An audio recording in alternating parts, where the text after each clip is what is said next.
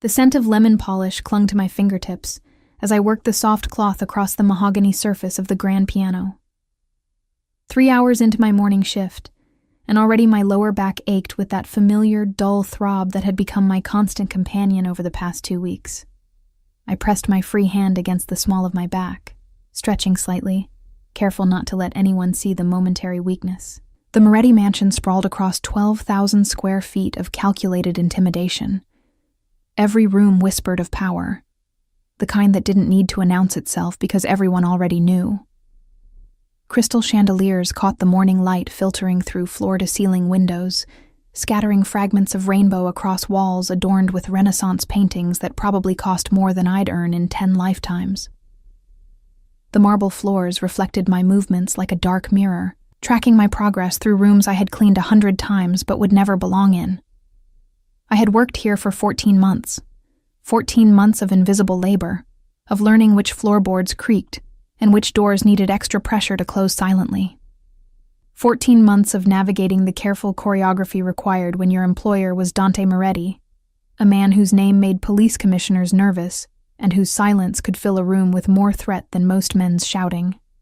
Iris, the study needs attention before noon. Mr. Moretti has meetings. Mrs. Cavallo, the head housekeeper, appeared in the doorway. Her silver hair was pulled back in a severe bun that matched her expression, not unkind, but efficient in a way that left no room for sentiment. She had been with the Moretti family for 30 years, surviving through regime changes that would have broken lesser servants. "Yes, ma'am. I'll finish here and move directly there." She nodded, her eyes lingering on my face a moment longer than usual. I wondered if she could see the shadows beneath my eyes, the evidence of nights spent crying into my pillow until exhaustion finally claimed me. But she said nothing, disappearing back into the labyrinth of corridors. My hands resumed their mechanical rhythm, polishing surfaces that already gleamed, while my mind spiraled back to the conversation I couldn't escape no matter how hard I tried. Leo's face, contorted with something between annoyance and disgust. The private office behind the mansion's east wing where he managed the organization's financial operations. The test I had shown him, 2 pink lines stark against white plastic. "You can't be serious." His voice had been flat, dismissive. "We were careful." Not careful enough, apparently. I had tried to keep my voice steady, had tried to find some trace of the man who had whispered promises in the dark, who had made me feel seen for the first time since my mother's death left me alone at 19. "Leo, I'm 7 weeks. We need to talk about..." "There's nothing to talk about." He had cut me off, his expression hardening into something I didn't recognize. "I'm married, Iris. Did you forget that? My wife is pregnant too. Our third." The world had tilted sideways. Married. The word had hung between us like a guillotine blade. All those months of secret meetings, of careful touches in shadowed corners, of whispered words that I had foolishly believed meant something. All of it built on a foundation of lies. "You never said, you never asked." His laugh had been cruel, foreign. "What did you think this was? Some fairy tale where the accountant sweeps away the maid?" He had stepped closer, his voice dropping to a vicious whisper. "You need to disappear, before Dante finds out about this little scandal. He has very specific ideas about honor, about loyalty. If he discovers one of his staff has been whoring around and gotten herself knocked up..." The word had hit me like a physical blow. Whoring. As if I had been the predator, as if he hadn't pursued me, hadn't sought me out, hadn't promised. It didn't matter what he had promised. "Sign the birth certificate," I had managed. "At least acknowledge..." "I'm not signing anything." Leo had moved to the door, holding it open in clear dismissal. "I suggest you put in your resignation today. Make up some excuse. Family emergency, illness, whatever. Just be gone by the end of the week. If Dante finds out about this, about us, it won't just be your job you lose. Now, Standing in the silent grandeur of the music room, I felt the threat of those words pressing against my chest. My reflection stared back at me from the polished piano surface, pale and hollow-eyed. 21 years old, pregnant, alone, with nothing but the uniform on my back and the savings I had managed to squirrel away from 18 months of work. I had to resign. Today, my feet carried me through the mansion on autopilot, depositing cleaning supplies, straightening throw pillows that didn't need straightening. I was stalling, and I knew it. The letter of resignation sat folded in my apron pocket, written in the early hours of the morning when sleep refused to come. The study door loomed before me, dark wood carved with patterns I had traced with my dust cloth 100 times. I raised my hand to knock, then hesitated. Mr. Moretti was rarely in his study at this hour. I could clean quickly, leave the letter on his desk, and be gone before. The door swung open.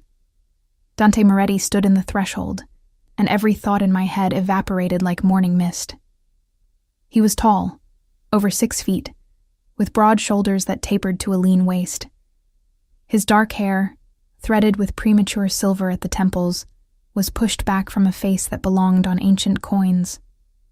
Sharp cheekbones, a jaw that could cut glass, and eyes so dark they seemed to absorb light rather than reflect it. He wore a white dress shirt, the top buttons undone to reveal the strong column of his throat, sleeves rolled to his elbows exposing forearms corded with muscle. In 14 months of employment, I had seen him perhaps a dozen times. He moved through his own home like a ghost, appearing and disappearing without warning, speaking only when necessary. The staff whispered about him, about the coldness that radiated from him like winter, about the violence that had carved his empire, about the tragedy that had forged him. His mother, murdered when he was 8 years old, found by her son in the kitchen of their home. The killers never caught. Now those dark eyes fixed on my face, and I watched something shift in their depths. His gaze dropped, lingering on my cheeks, and I realized with horror that tears were sliding down my face. I hadn't even noticed I was crying. "You're distressed." His voice was low, graveled, carrying the faintest trace of an Italian accent from a childhood spent between continents. It wasn't a question. "I'm sorry, Mr. Moretti. I didn't mean to. I was just coming to clean the study. I can return later." I moved to retreat, but his hand shot out, catching the door frame, blocking my escape without touching me. "You've been crying." Again, not a question. His eyes narrowed slightly, cataloging details I wished he couldn't see. "For some time, it appears. The swelling around your eyes suggests days, not minutes." I opened my mouth to offer some excuse, some convenient lie about allergies or fatigue. But under the weight of his scrutiny, the words crumbled to ash. Instead, a fresh wave of tears spilled over, and a sound escaped my throat. Half sob, half bitter laugh. "I'm sorry," I managed again, pressing my hand over my mouth. "I'm so sorry. This is completely unprofessional. I'll just—" "Come in." He stepped aside, gesturing into the study. It wasn't a request. In Dante Moretti's world, nothing was ever a request. My feet moved before my brain could catch up, carrying me into the study where leather-bound books lined the walls and the scent of old paper mingled with something darker. Whiskey, perhaps, or aged wood. He closed the door behind us with a soft click that seemed to seal us away from the rest of the world. "Sit." I sank into one of the chairs facing his massive desk, suddenly aware of how small I was in this room, in this house, in the vast machinery of his life. He didn't sit behind the desk, choosing instead to lean against its edge, arms crossed, watching me with that unnerving stillness. "Now, tell me why one of my staff is weeping in my hallway at 10 in the morning." The resignation letter burned against my thigh through the thin fabric of my pocket. I should give it to him, offer my apologies, and leave. That was the smart play, the safe play. But something about the way he looked at me, not with pity, not with impatience, but with a kind of focused attention I had never experienced from anyone, cracked the carefully constructed dam I had built around my desperation. And everything came pouring out. The words tumbled from my lips like water through broken stone. Leo's pursuit, my loneliness, the promises whispered in darkness, the test with its 2 pink lines, the revelation of his marriage, his refusal, his threats. I told him everything, my voice breaking and reforming, my hands twisting in my apron until the fabric threatened to tear. When I finished, the silence stretched between us like a wire pulled taut. Dante's expression hadn't changed throughout my confession. That same carved stillness, those same dark eyes absorbing everything I offered. But something in the air had shifted. The temperature seemed to drop several degrees. Leo Marchetti, he said finally, the name rolling off his tongue like a verdict. My accountant. I nodded, not trusting my voice. He reached into his desk drawer and withdrew a phone, pressing a single button. Whoever answered did so immediately. Marchetti. My study. Now. He ended the call without waiting for a response. Mr. Moretti. I started, fresh terror flooding my veins. Please, I didn't mean to cause trouble, You came to my house.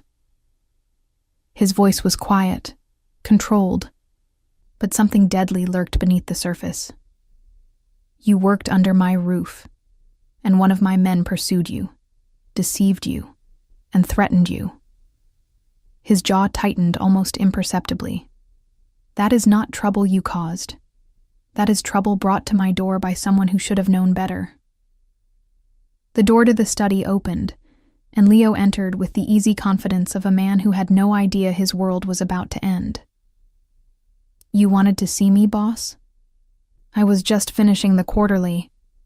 He stopped dead when he saw me. For one crystalline moment, I watched his face cycle through shock, confusion, and finally, a dawning horror that would have been satisfying if I weren't so terrified of what came next.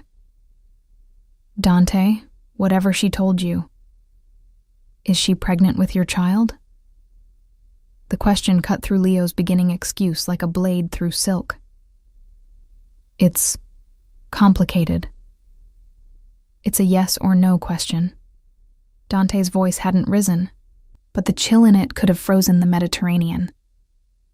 Answer it. Leo's eyes darted between us, calculating, searching for an escape route that didn't exist. Finally, his shoulders slumped. Yes, probably. You're married. Dante pushed off from the desk, straightening to his full height. 3 children, I believe. Your wife currently expecting the 4th. Dante, please, let me explain. Did you tell this girl to disappear? Dante stepped closer to Leo, and I watched the accountant shrink back, his earlier bravado evaporating. Did you threaten her with my name, with what I might do if I discovered your indiscretion? The silence was answer enough. Dante's hand moved so fast I barely tracked it. One moment he was still. The next, his fingers were wrapped around Leo's throat, lifting the smaller man onto his toes. No violence, not yet. Just the promise of it, held in perfect tension. You used my reputation to cover your sins. Each word dropped like a stone into still water. You brought dishonor into my house. And when faced with the consequences, you tried to dispose of them by threatening a pregnant woman. Leo's face was turning red, his hands scrabbling uselessly at Dante's grip. I should kill you. The words were almost conversational, but death would be too quick, too clean for what you've done. He released Leo, who collapsed against the bookshelf, gasping for air. You're finished. Here, in this city, in any organization that values honor over expedience. I'll ensure every family from here to Sicily knows exactly what kind of man you are." Dante straightened his shirt cuff, perfectly composed, as if he hadn't just held another man's life in his hands. "You have 1 hour to clear your desk. If you attempt to contact anyone in my household, especially her, I will revisit my decision regarding the length of your remaining lifespan." Leo stumbled toward the door, but Dante's voice stopped him. "And Leo? Your wife deserves to know who she married. I'll leave that conversation to you. But if I discover you've lied to her again, I'll ensure she receives the truth in explicit detail." The door slammed behind him. I sat frozen in my chair, trembling, unable to process what I had just witnessed. The most feared man in the city had just dismantled my tormentor with the casual efficiency of someone swatting a fly. Dante turned back to me, and something in his expression softened almost imperceptibly. "You will not resign." I blinked. "But you came to give me that letter in your pocket, didn't you?" He gestured toward my apron, where the folded paper still pressed against my leg. "I'm refusing to accept it." "Mr. Moretti, I can't." "You can." He returned to his position against the desk, studying me with an intensity that made my skin prickle. "You will remain under this roof, under my protection, until your child is born. You will receive full medical care, proper nutrition, and accommodations suitable for your condition. In return, I ask only that you continue your duties as your health allows, and that you do not disappear in the middle of the night." I stared at him, searching for the catch, the trap, the hidden cruelty. Why? Why would you do this for me? For a long moment, he didn't answer. His gaze drifted to the window, to the gardens beyond, seeing something I couldn't access. "Because I know what it is to be alone." His voice was quieter now, stripped of its commanding edge. "To have no one to stand between you and the wolves. I was 8 years old when I learned that lesson." He looked back at me, and something ancient and wounded flickered in those dark eyes. "You are 21, pregnant, and abandoned. I have the power to help you. It would be a different kind of cruelty to refuse." My hand pressed against my stomach, cradling the life growing there. A life I had considered terminating, running from, denying. Anything to escape the impossible situation Leo had created. But sitting here, in this room, under the protection of a man whose reputation was built on blood and fear, I felt something I hadn't felt in weeks. Hope. "Okay," I whispered. "I'll stay." Dante nodded once, the matter clearly settled in his mind. "Good. Mrs. Cavallo will arrange for your move to a larger room on the East Wing. The staff physician will see you tomorrow morning for a full evaluation." He paused, and something that might have been the ghost of warmth crossed his features.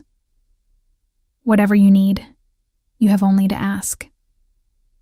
As I left his study, my resignation letter still undelivered, I felt the first fragile threads of a new reality weaving around me. I had walked into that room expecting to lose everything. Instead, I had been claimed by the man everyone feared. And somehow, against all logic, I felt safe for the first time in months. The following weeks unfolded like a strange dream, reshaping my existence in ways I couldn't have imagined. My new room on the East Wing was 3 times the size of my previous quarters, with windows that overlooked the garden and a bathroom larger than the apartment I had shared with 2 roommates before coming to work at the mansion. Fresh flowers appeared on my nightstand each morning, someone's doing, though I never discovered whose, and the kitchen staff began preparing separate meals for me, rich with iron and folate, and all the nutrients Dr. Ferrara insisted I needed. Dr. Ferrara, Dante's personal physician, turned out to be a soft-spoken woman in her 60s, who had delivered half the children in the city's elite families. She examined me with gentle efficiency, prescribed vitamins, and scheduled monthly checkups with an obstetrician who made house calls because, apparently, when you were under Dante Moretti's protection, Even medical care came to you. I continued my duties, though they had been modified. No heavy lifting, no harsh chemicals, no climbing ladders.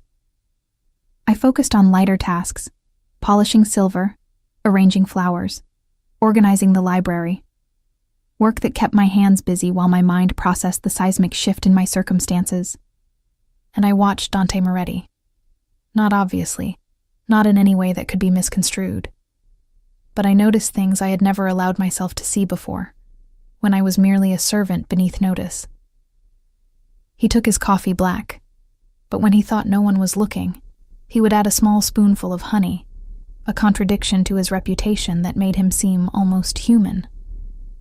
He kept a worn photograph in his desk drawer, edges soft from frequent handling. I glimpsed it once while delivering documents. A woman with dark hair and Dante's eyes, holding a small boy who was clearly him, both of them laughing at something beyond the camera's frame. His mother, I assumed, the one whose murder had forged him into whatever he was now. He slept poorly. I often found lights burning in his study at 3 a.m, when pregnancy-induced insomnia drove me to wander the quiet halls.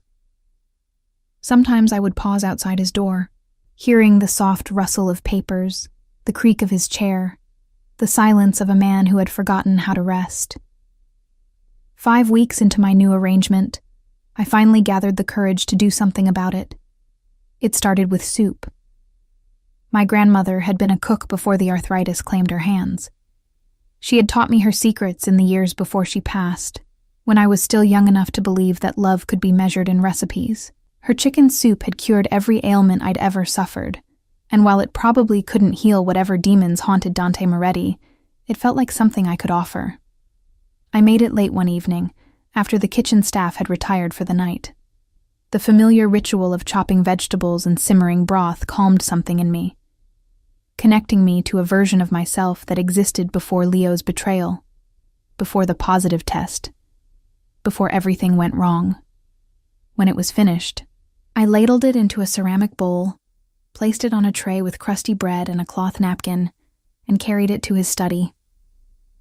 The door was ajar, light spilling into the dark hallway. I knocked softly. Enter.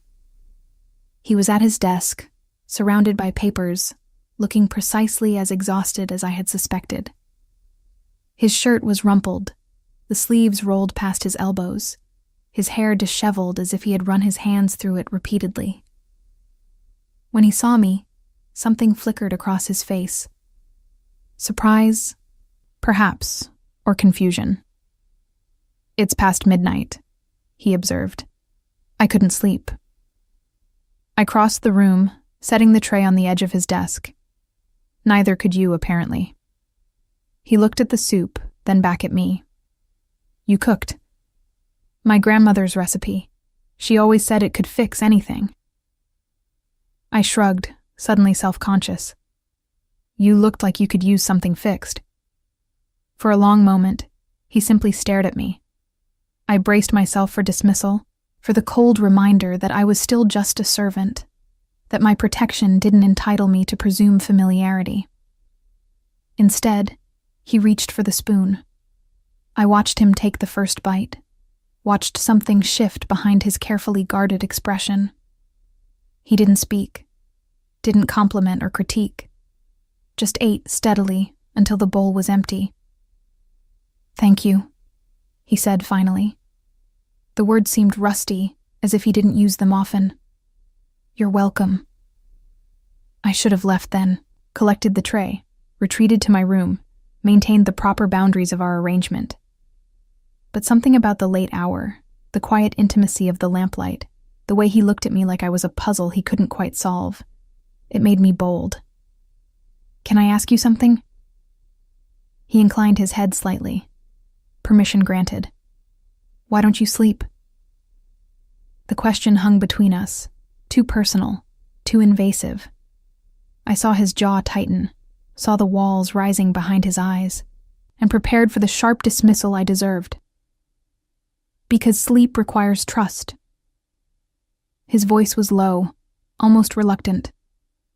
"Trust that you'll wake up. Trust that the world will still exist in the morning. Trust that the nightmares will eventually end. He looked away, toward the window, toward the darkness beyond. I learned young that trust is a luxury I cannot afford. The raw honesty of the admission stunned me into silence. This man who could order deaths with a phone call, who controlled an empire of fear and power, was telling me that he couldn't sleep because he was afraid. Not of enemies or rivals, of something deeper, something that had its roots in a kitchen crime scene and an 8-year-old boy's shattered world. "What about you?" he asked, deflecting.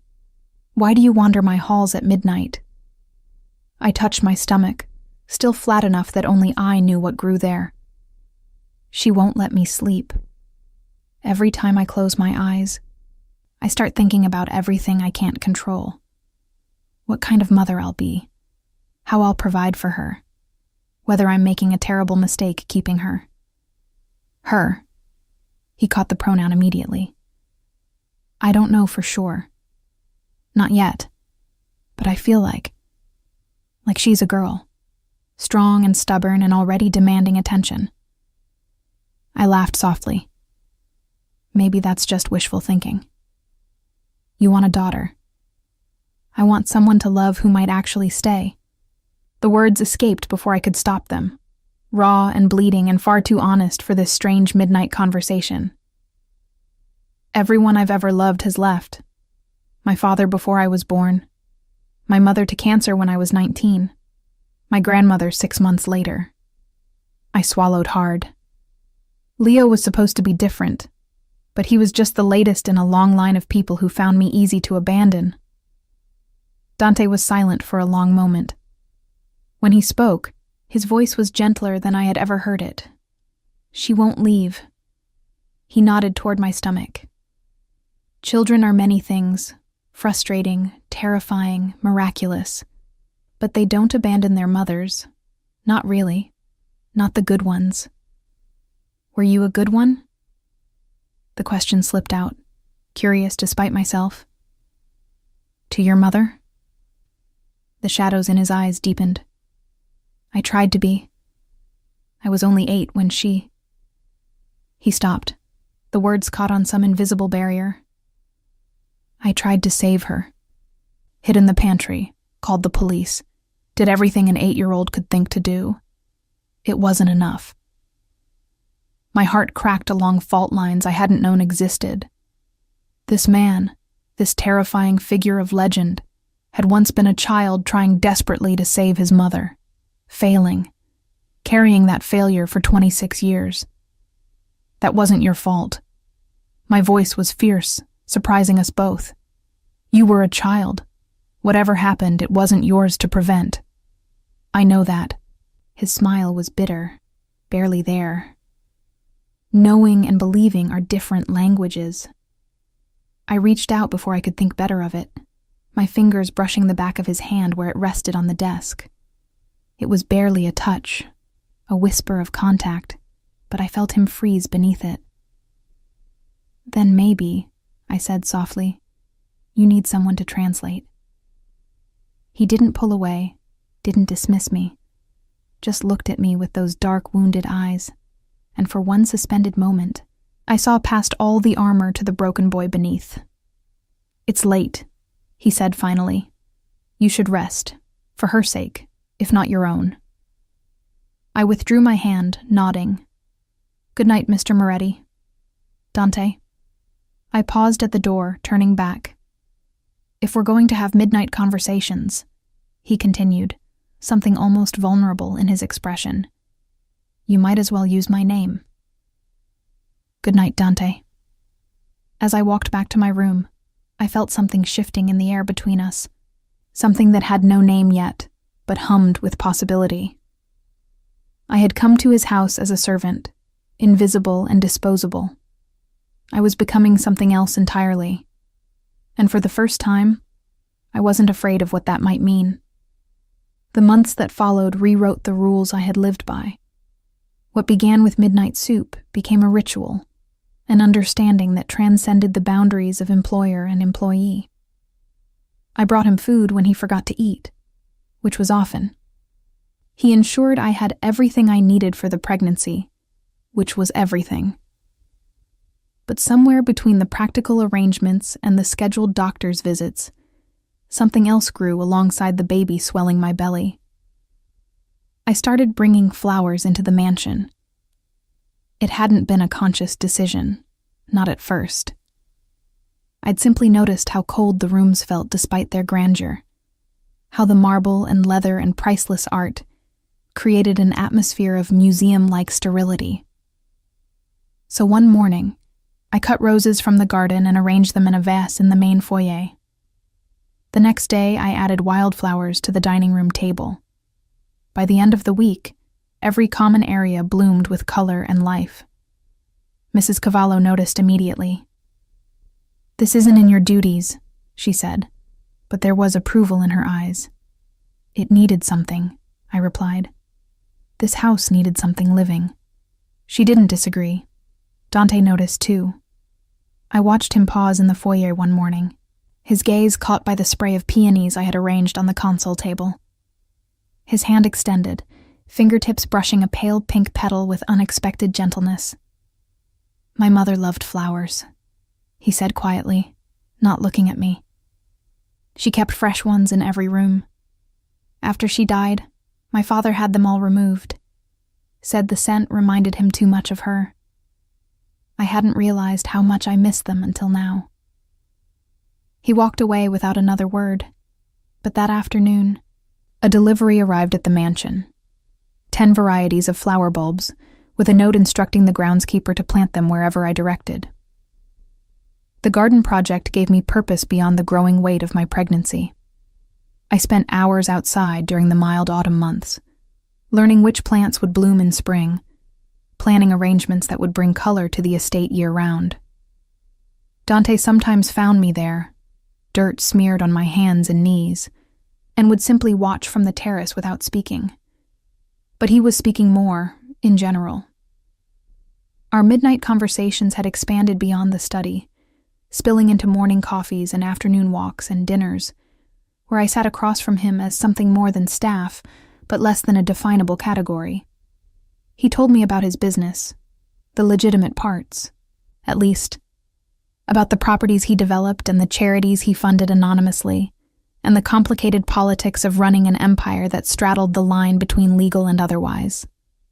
I told him about my childhood, about the mother who had read me poetry until her voice gave out, about the grandmother who had taught me that love was an action, not just a feeling, about my dreams of becoming a teacher before financial reality pushed me into service work, and about the daughter I was beginning to imagine with increasing clarity. Her laugh, her stubbornness, her dark hair that might curl like mine or fall straight like Leo's, though I preferred not to think about that. "You could still teach," Dante said one evening. We were in the library, him with a glass of whiskey, me with the herbal tea Dr. Ferrara had prescribed. "After the baby comes, I could arrange tutoring work, connections with private schools." "Maybe." I ran my hand over my rounded stomach. 6 months along now, unmistakably pregnant. Right now, I can't think past getting through this, one day at a time. That's all any of us can do. His gaze was distant, fixed on the flames dancing in the fireplace. I spent years planning for a future I could control, only to discover that control is an illusion. The universe has its own agenda. "Is that why you do what you do?" I asked carefully. "The other business, because it gives you control?" He was silent for so long I thought I had overstepped. Then, "I inherited an empire built on blood and fear.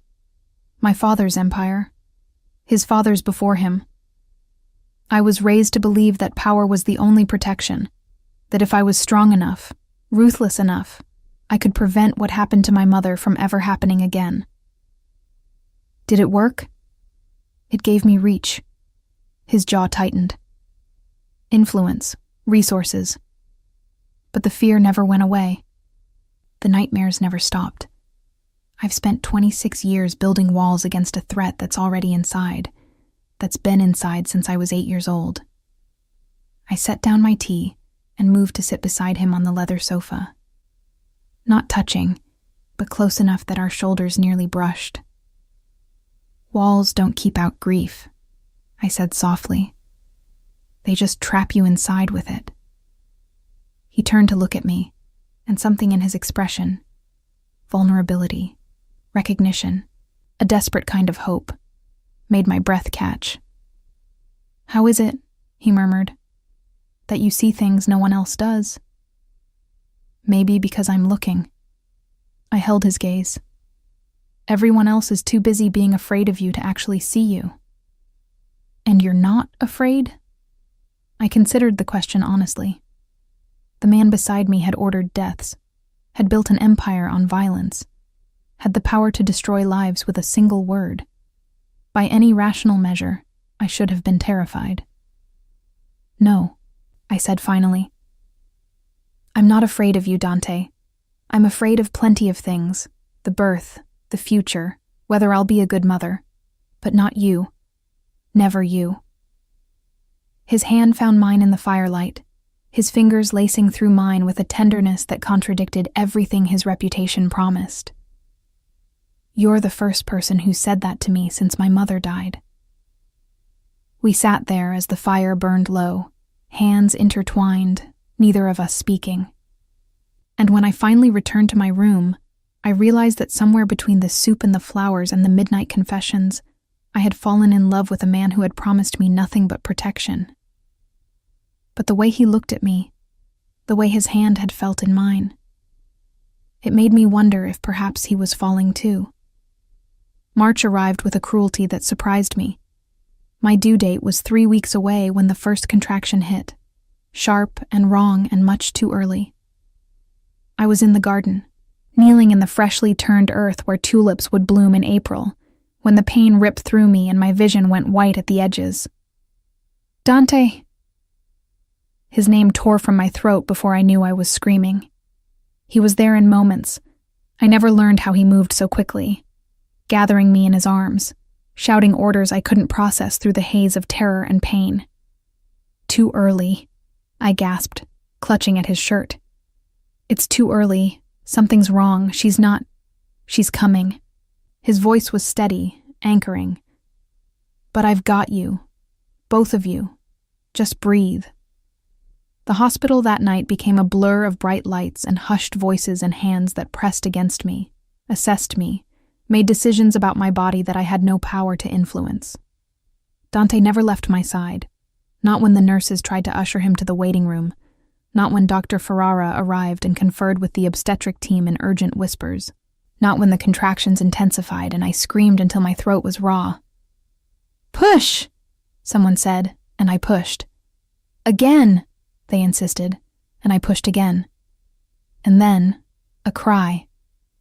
High and thin and impossibly perfect, filling the sterile room with the undeniable proof of life.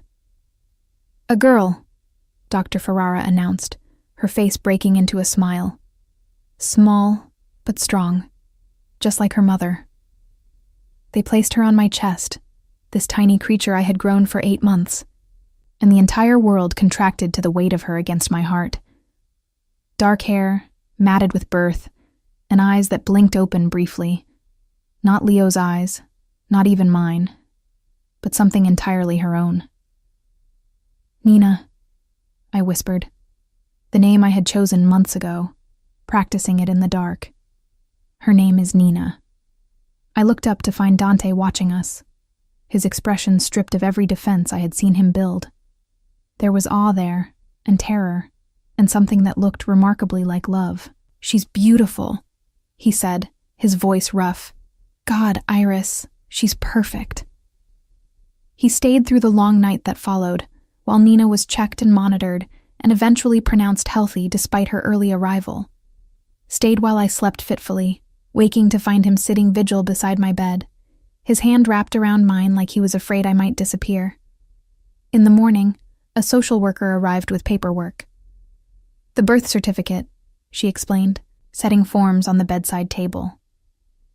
"We'll need the father's information for the records." My stomach clenched. Leo's face flashed before me.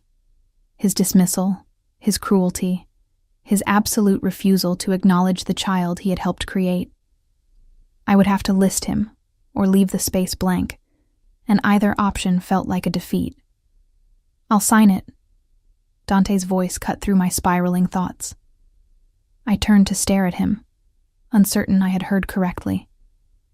"Mr. Moretti, you're not listed as a blood relation," the social worker began. "The biological father would need to. The biological father abandoned them both." Dante's tone brooked no argument. "He has refused all responsibility and wants no connection to this child. I am prepared to assume legal paternity, to provide for this girl's future, to give her my name and my protection." He looked at me, and in his eyes I saw the question he wasn't quite asking. "If Iris consents." The social worker glanced between us, clearly confused by the dynamics at play. "Ma'am, is this acceptable to you?" I looked at Dante, this man who had taken me in when I had nothing, who had dismantled my tormentor with calculated fury, who had held my hand through midnight confessions and stayed beside me while I brought new life into the world. I looked at Nina, sleeping peacefully against my chest, unaware of the complexities surrounding her tiny existence. "Yes," I said. "Yes, I consent." Dante signed the certificate with his distinctive scrawl, and just like that, my daughter became Nina Moretti. "You didn't have to do that," I said later when we were alone. Nina slept in the hospital bassinet, a miracle wrapped in white cotton. "I know." He was standing by the window, silhouetted against the gray March sky. "But I wanted to. She deserves a father who will fight for her, not one who ran at the first sign of difficulty." He turned to face me. "And you deserve someone who will stand beside you, not disappear when things get hard." "Dante." I didn't know how to finish the sentence. There were too many words crowding my throat, too many emotions I hadn't learned how to name yet. He crossed the room, sitting on the edge of my bed, close enough that I could smell his cologne mixed with the hospital antiseptic. "I'm not proposing anything," he said carefully. "Not asking for something you're not ready to give, but I want you to know that whatever this is, whatever we're building, I'm not going anywhere. Not ever." I reached up and touched his face, feeling the slight stubble along his jaw, the warmth of his skin beneath my fingertips. "I know," I whispered. "I know you're not." He leaned down and kissed my forehead, soft and reverent, and something between us solidified into certainty. We didn't have a name for it yet, but we would. In time, we would. The years that followed proved that families are built in the spaces between grand gestures. Nina grew from infant to toddler to bright-eyed child under the combined attention of an entire household that adored her. Mrs. Cavallo, stern as ever with the staff, melted completely in Nina's presence, sneaking her cookies when she thought no one was watching. The groundskeeper taught her the names of every flower in the garden I had planted, now blooming in riotous color every spring. Even the security team, hardened men who had done things I preferred not to contemplate, became putty in the hands of a 3-year-old demanding, "Up, up," until they lifted her onto their shoulders. But it was Dante who surprised me most. The man who had built his reputation on fear and violence transformed in his daughter's presence. He learned lullabies, stumbling over melodies he hadn't sung since childhood. He endured tea parties with stuffed animals, sitting cross-legged on the nursery floor in his $1,000 suits, accepting imaginary cups with grave formality. He read bedtime stories until his voice grew hoarse, doing different voices for each character, until Nina giggled herself to sleep. "You're good at this," I told him one night, watching from the nursery doorway as he tucked the blankets around our sleeping daughter. Being a father. I had no model to follow. He brushed Nina's dark curls from her forehead. My father was distant, focused on the business. I barely knew him before he died. He straightened, moving to join me in the hallway. I'm making it up as I go. Aren't we all? He smiled. A real smile, the kind that had become more frequent as the years passed. Perhaps. But having you here makes the improvisation less terrifying. We had grown into each other slowly, carefully, like two damaged things learning to trust. Our first kiss had come a year after Nina's birth, in the garden during a summer twilight, hesitant and questioning. Our first I love you had followed 3 months later, whispered in the dark after a nightmare that had jolted him awake screaming. Each step forward felt like a victory against the forces that had shaped us into people who expected abandonment. When Nina turned 2, I moved from my room in the East Wing to the master suite. When she turned 3, Dante proposed in the library where we had shared so many midnight conversations, a simple ring and simpler words. I want forever, with you, with her, with whatever comes next. I said yes, but forever, it turned out, had complications. Luca Moretti arrived like a storm warning, announced but impossible to prepare for. Dante's younger brother, 6 years his junior, raised separately after their father's death, had split the empire between blood relatives. I had heard stories about him. Fragments Dante shared reluctantly. Competitive since childhood, bitter about perceived slights, hungry for power he felt he had been denied.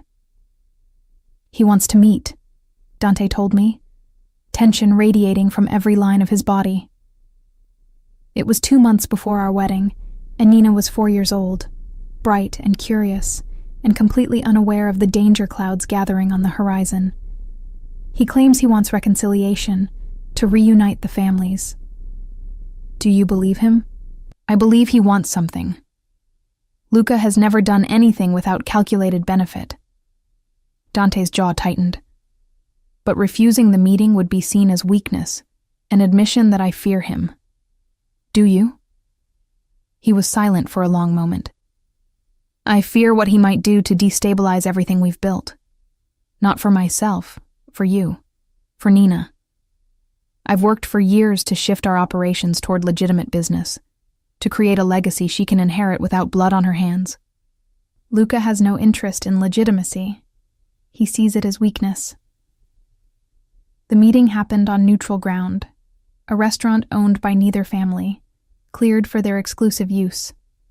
I wasn't invited, but I watched Dante dress that morning with a heaviness in my chest that wouldn't lift. Be careful, I said, straightening his tie. Come back to us. He kissed me, deep and thorough, a promise made with lips instead of words.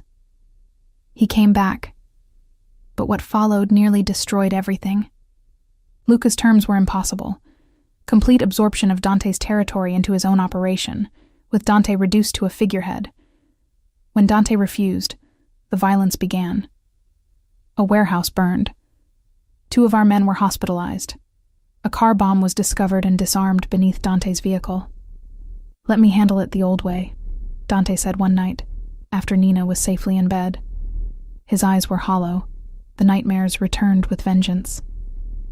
End this quickly, decisively, by killing your brother. He didn't deny it. And then what? I pressed. More retaliation from his people? An endless cycle of blood? You've spent years trying to break free of that pattern. Don't let him pull you back in. What would you have me do? The anguish in his voice was raw. Wait until he succeeds? Until one of those bombs goes off with you or Nina in the car? I took his face in my hands, forcing him to meet my eyes. Let me try something else. Please. It was madness, what I proposed. I had no training in negotiation, no understanding of the complex politics that governed these families. I was a former maid, a mother, a woman who had stumbled into this world by accident and stayed by choice. But I had one thing none of them expected. I was invisible to Luca's calculations. The meeting happened in the mansion's formal dining room, neutral ground within Dante's territory. Luca arrived with 2 guards, his expression sharp with suspicion when he found not his brother, but me. waiting at the head of the table. "Where is Dante?" he demanded. "Nearby. But this conversation is between us." I gestured to the chair across from me. "Please, sit." For a long moment I thought he would refuse, but curiosity won out. Or perhaps the sheer unexpectedness of the situation disarmed his defenses. "You're the maid," he said, settling into the chair. "The one who trapped my brother with a baby." "I'm the woman who loves your brother." I kept my voice even. "And the mother of the child he chose to claim as his own. But more importantly right now, I'm someone who has nothing to gain from this war and everything to lose. You want me to stop the attacks. I want you to tell me what you actually want." I leaned forward. "Not territory, not power. Those are means, not ends. What do you really want, Luca? What wound is driving this?" His expression flickered. Surprise, then something rawer. "You think you can psychoanalyze me? I think you're 34 years old. You've been fighting your brother's shadow your entire life, and you're exhausted by a war you started but don't know how to end without looking weak." I held his gaze. "I think you watched your mother die the same way Dante did, and you've been just as haunted by it. But you didn't have anyone to help you process that grief. I think you're lonely and angry, and you've channeled all of it into this crusade because it's easier than confronting what's really broken inside you." The silence stretched between us, thick with tension. "You know nothing about me," he said finally, but his voice had lost its edge. "I know what grief looks like when it metastasizes into rage." I softened my tone. "I watched my mother die slowly, over months. I've seen Dante fight his demons for years. Trauma doesn't care about power or territory. It just eats you from the inside until there's nothing left." Luca looked away, toward the window, toward the garden where I had planted flowers to bring life back to a house haunted by death. "What are you proposing?" he asked quietly. "A division that makes sense. You keep your territories, your operations, your autonomy. Dante keeps his. Neither of you answers to the other, but neither attacks the other. A formal peace treaty, witnessed and binding, with consequences for violation. And the semi-legitimate businesses Dante has been building? You could learn from them." I held up a hand before he could protest. "Not immediately, not publicly. But in time you might find that clean money comes with fewer complications than blood money. Your children, if you have them, might inherit something they don't have to be ashamed of." The negotiation took hours, stretching through lunch and into the evening. Dante joined us eventually, his presence silent and watchful as I continued to mediate between the brothers. There were raised voices, accusations, old wounds torn open and examined in the harsh light of honesty. But when night fell, there was an agreement. Not perfect, these things never were, but functional. A ceasefire, a division of territory, a grudging acknowledgement that perhaps, just perhaps, there was a future where Moretti didn't have to mean violence. Luca left with a handshake that almost looked genuine. At the door he paused, looking back at me with something like respect. "You're not what I expected," he admitted. "Good." I smiled slightly. "Neither are you." After he was gone, Dante pulled me into his arms and held on like I might disappear. "How did you do that?" he whispered against my hair. "What kind of magic did you use?" "No magic." I leaned back to look at him. "Just listening, just seeing the person underneath the reputation. You taught me that, by letting me see you. I love you." His voice was rough with emotion. "God, Iris, I love you more than I know how to say." "Show me," I murmured. "Keep showing me. Every day for the rest of our lives." He kissed me then, a promise sealed with breath and touch, while somewhere upstairs our daughter slept peacefully, safe in the world we were building around her. The wedding was small, just family and the closest staff members who had become family over the years. I wore a simple cream dress, flowers from my own garden woven into my hair. Nina served as flower girl, scattering petals with enthusiastic imprecision, while the gathered witnesses laughed and wiped their eyes.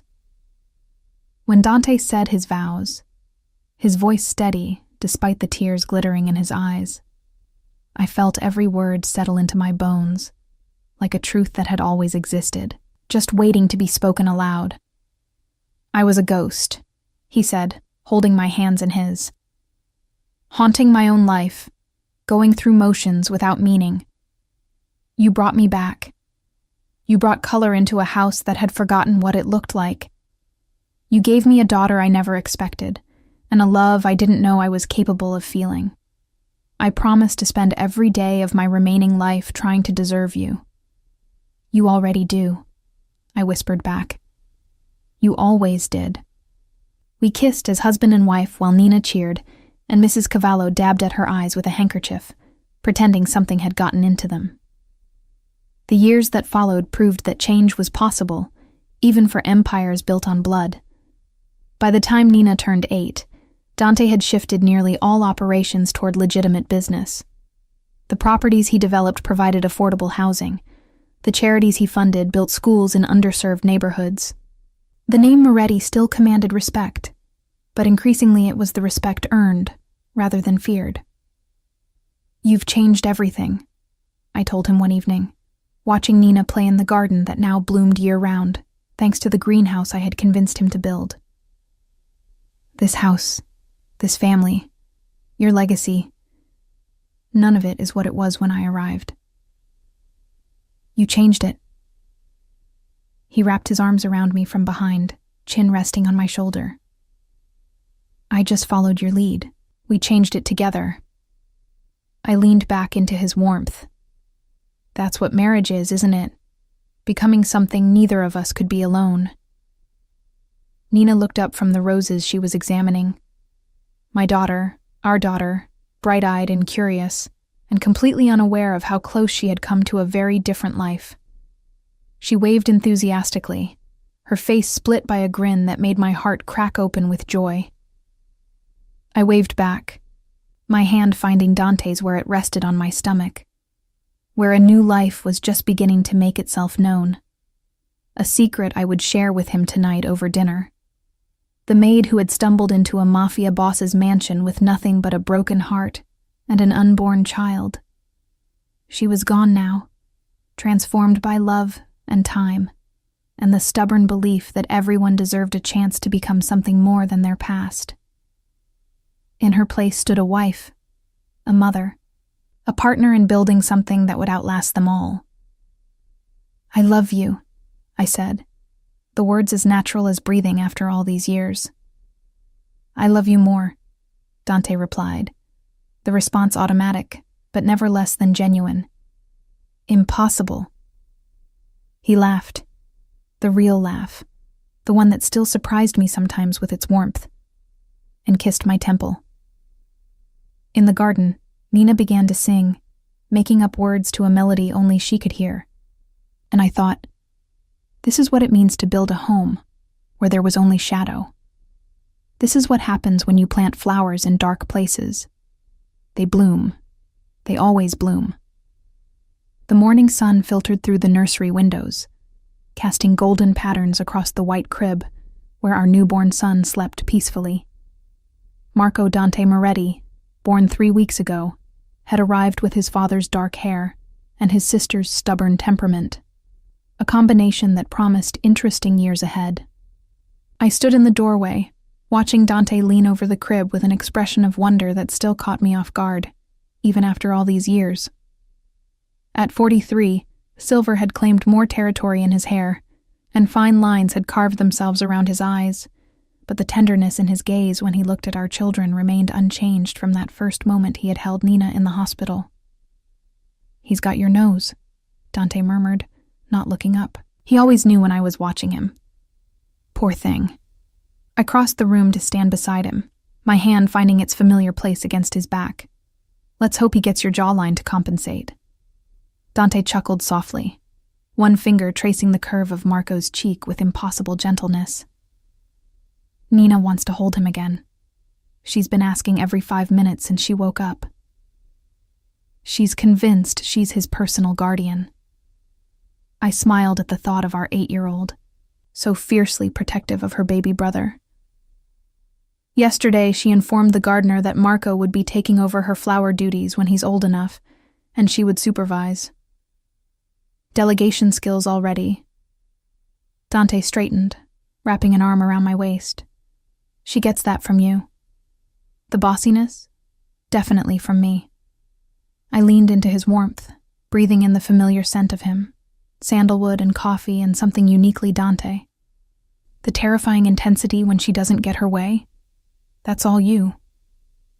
We stood together in comfortable silence, watching our son sleep, listening to the distant sounds of Nina's laughter drifting up from the garden where Mrs. Cavallo was undoubtedly spoiling her with fresh-baked cookies. 10 years. A decade since I had stumbled into this mansion with nothing but heartbreak and an unborn child.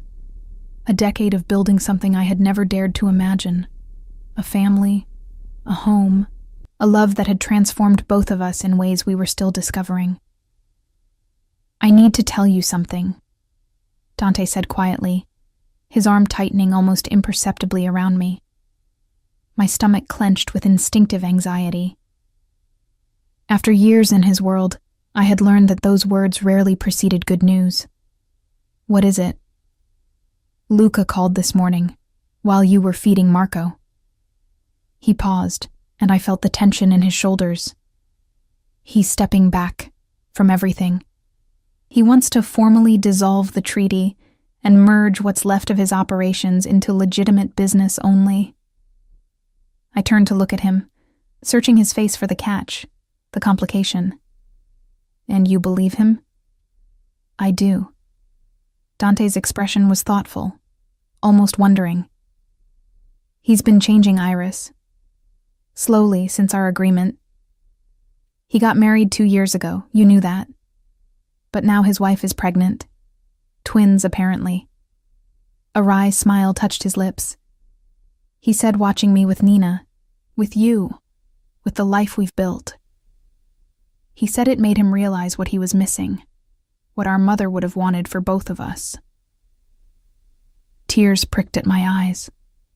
The brothers had maintained their cautious peace for 6 years, slowly thawing from armed neutrality to something approaching genuine respect. But this was more than I had dared to hope for. He's coming for dinner next week, Dante continued. With his wife. He wants to meet Marco, and he wants to discuss. He took a breath. He wants to discuss combining our charitable operations, creating something bigger, a foundation in our mother's name. I thought of the woman in the worn photograph, the one with Dante's eyes who had loved flowers and laughter and had died too young. A foundation in her name. It would mean something. Would heal something that had festered for 3 decades. What did you tell him? That I needed to discuss it with my wife. Dante's hand found mine, fingers intertwining with practiced ease. That I don't make important decisions without you anymore. The weight of those words, the trust they represented, the partnership they affirmed, settled over me like a benediction. This man who had once trusted no one, who had built walls against the world to protect the broken boy inside, now deferred to me on matters of family and legacy. I think your mother would have loved it, I said softly. I think she would have been proud of the men you've both become. He was quiet for a long moment, his gaze distant, seeing something I couldn't access. Memories of a childhood shattered by violence, decades of grief channeled into darkness. And now, finally, something that looked like redemption. She would have loved you, he said finally. She would have seen what I see. Someone who brings light to dark places. He turned to face me fully, cupping my face in his hands. You saved me, Iris. I've never said it in exactly those words, but you did. You walked into my house as a servant, and you saved me from becoming the monster everyone expected. You were never a monster. I covered his hands with mine. You were wounded. There's a difference. One you helped me understand. He pressed his forehead to mine. Every flower you planted, every meal you brought me at midnight, every time you looked at me without fear, you were showing me that I could be something else. Someone else. Marco stirred in his crib, a soft mewling sound that drew both our attention. I moved to lift him, settling his warm weight against my chest, and watched Dante's face transform with the same wonder it had shown with Nina, with me, with every good thing he had never expected to receive. "What do you want to do today?" I asked, swaying gently with Marco. "No meetings. No business. I checked your calendar. 48 hours, completely free. I want to watch Nina's garden tour." His smile was warm, genuine, the smile of a man who had learned to find joy in small moments. "She's been preparing her presentation for a week. Apparently, Marco needs to understand the difference between perennials and annuals before he can properly appreciate his future responsibilities." I laughed, the sound bright in the sun-filled nursery. "She's going to be a terrifying negotiator when she grows up." "She already is." Dante's hand settled on my back, guiding us toward the door. "Last week, she convinced Mrs. Cavallo to increase her cookie ration by 20% in exchange for setting the dinner table without complaint.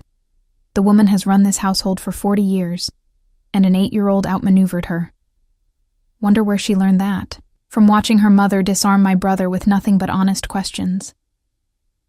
He paused at the doorway, looking back at the nursery, the soft colors I had chosen, the rocking chair where he now spent hours reading to both children, the family photographs that covered one wall. "I never imagined any of this. Not once in 35 years of planning and controlling and protecting against every possible threat. This," he gestured at the room, at me, at the baby in my arms. "This wasn't in my plans. Best things never are." We descended the grand staircase together, Marco drowsing against my shoulder, following the sound of Nina's voice rising from the garden. The house had changed in 10 years, not structurally, but in essence. Flowers bloomed in every room, just as Dante's mother had once kept them. Children's artwork hung alongside the Renaissance masterpieces. Laughter echoed in hallways that had known only silence and fear. In the garden, Nina stood before a carefully arranged display of potted plants, her dark curls wild around her face, her expression serious as she addressed her audience of one very patient gardener and 2 slightly bewildered security guards who had clearly been drafted into attendance. "And this," she announced, pointing to a spray of purple blooms, "is lavender. Mommy planted it the year I was born, so it's exactly as old as me. It helps Daddy sleep better when Mommy puts it in his pillow." Dante made a soft sound beside me, surprised, perhaps, that Nina had noticed something he probably thought was their private ritual. I had been tucking lavender sachets into his pillowcase for years, ever since discovering that the scent helped quiet his nightmares. "She sees everything," I murmured, "just like her father." "Just like her mother," he corrected. Nina spotted us and waved enthusiastically, her presentation apparently concluded. "Daddy, Mommy, did you see? I showed them all the important flowers." "We saw, sweetheart." Dante moved toward her, scooping her up despite her protests that she was too old to be carried. It was very impressive.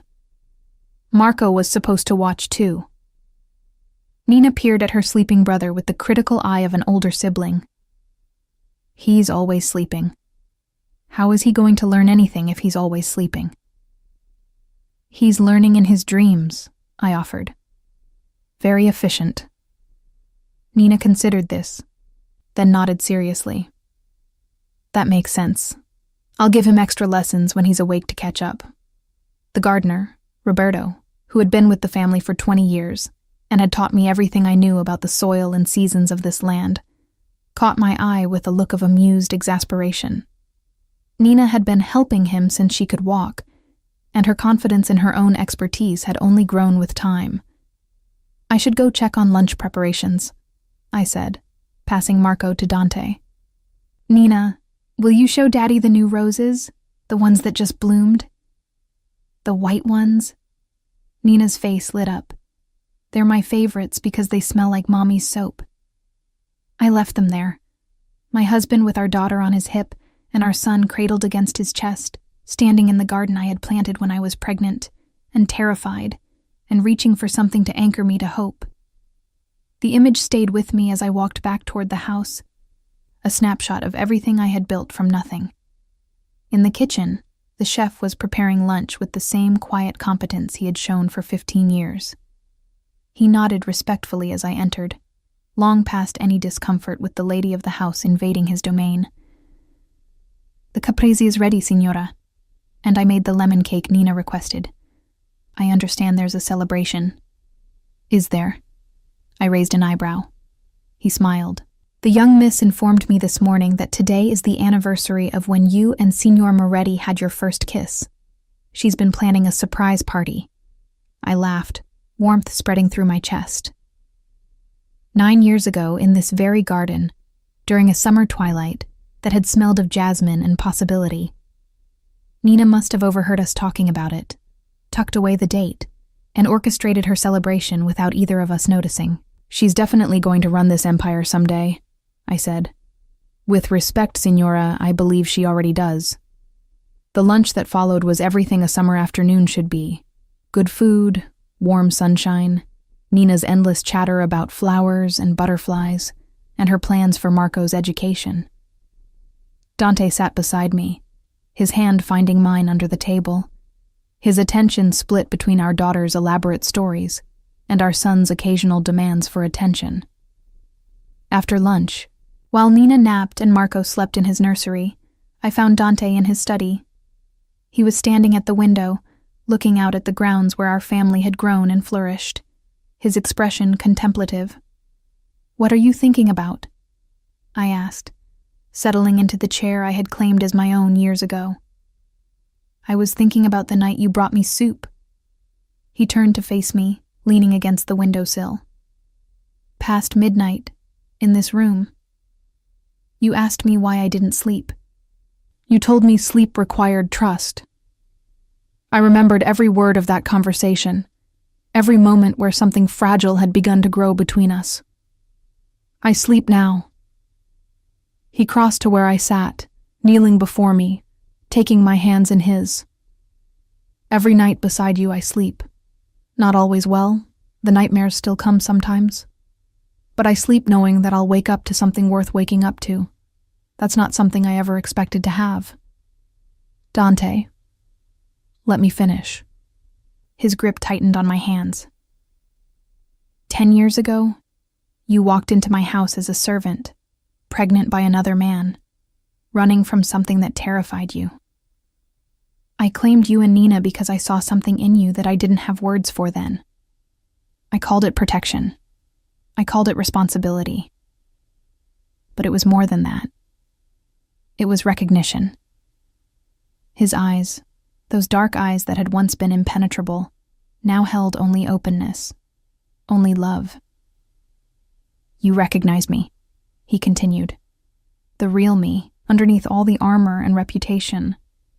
You saw the boy who lost his mother and never stopped grieving. You saw the man who was terrified that everyone he loved would be taken from him. And instead of running from that, you stayed. You planted flowers and brought soup and looked at me like I was worth saving." Tears slid down my cheeks, but I made no move to wipe them away. This moment, this confession, deserved witness. "I would burn the world down to protect you and our children," Dante said softly. "But you taught me there's another way. That walls can be doors, that darkness can become light, that even the most broken things can be made whole again." He pressed his lips to my hands. "I love you, Iris. I love who you are, who you've made me, who we are together." Every single day, I am grateful that you sent that text to the wrong number and ended up at that restaurant and stumbled into my life." "I didn't stumble," I whispered. "I fell into the best thing that ever happened to me." He rose, pulling me with him, wrapping me in arms that had protected me for 10 years and would protect me for 50 more. "Nina's party starts in an hour," I murmured against his chest. "She made decorations. Then we have an hour." He tilted my face up to his. "I can think of a few ways to spend it." His kiss tasted like sunshine and forever, like all the years behind us and all the years ahead. When we finally pulled apart, breathless and smiling, I saw in his eyes the same wonder that had been there the day he'd held Nina for the first time, the day he'd promised me forever, every day since. "I love you," I said, the words as natural as breathing. "I love you more," he replied. "Still impossible." He laughed, and the sound was everything: joy, peace, the hard-won happiness of two people who had built something beautiful from broken pieces. Later, we would celebrate with our daughter's handmade decorations and lemon cake and stories about flowers. Later, our son would wake demanding attention, and our 8-year-old would insist on being included in every moment. Later, we would welcome Dante's brother and his wife, would build foundations and bridges and legacies that honored the dead while nurturing the living. But for now, in this study where midnight conversations had once been all we had, we held each other and let the silence speak. Outside the window, the garden bloomed in riotous color: roses and lavender and peonies and every flower I had ever planted in this soil. Living proof that even the darkest places could grow something beautiful, if only someone was willing to do the planting. I had come to this house as a maid, invisible and desperate. I had stayed as a wife, a mother, a partner in building something that would outlast us both. And in the arms of the man who had claimed me when I had nothing, I had found everything I never knew I was looking for. Home, family, love. The flowers I had planted had bloomed, and they would keep blooming, season after season, year after year, for as long as we tended them together.